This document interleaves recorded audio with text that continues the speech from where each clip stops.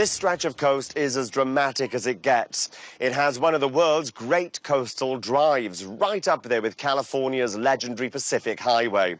It's also a feat of engineering because much of the road was constructed in the 16th century. What you're looking at is just a small part of Italy's Amalfi Coast.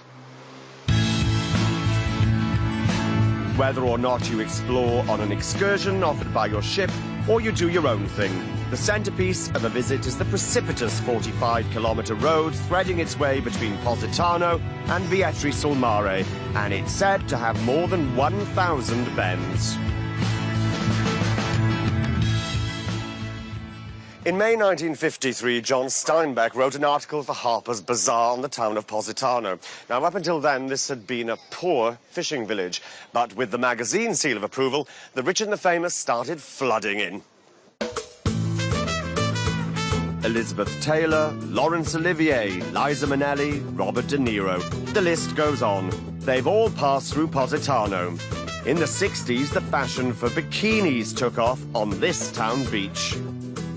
The town itself is as Steinbeck described it, unreal or rather impossible. It tumbles in a pastel avalanche down to the blue pewter water. Its blade-thin alleys are stuffed with shops touting local lace, leather, maiolica and other tourist takeaways that I have to say are a definite cut above the usual seaside fare. 15 kilometres east along the winding coastline is one of Italy's prettiest and most famous coastal towns. Amalfi is the highlight of the coast to which it gives its name. It has a population of 5,000, but in its heyday, this was a city of 70,000 people. Amalfi was one of the great mercantile duchies of the Middle Ages, probably most famous as the backdrop for Webster's bloody play, The Duchess of Malfi.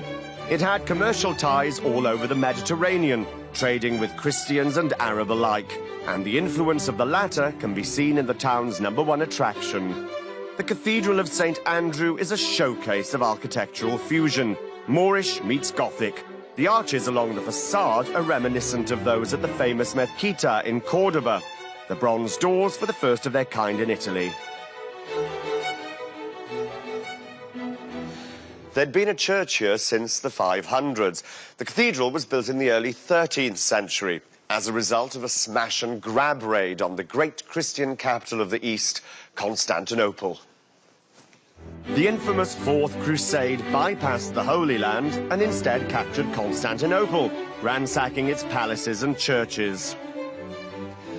The Amalfitans got their hands on the relics of St. Andrew, one of Christ's first apostles, and they built this cathedral to house them. Today, they're kept here in the crypt.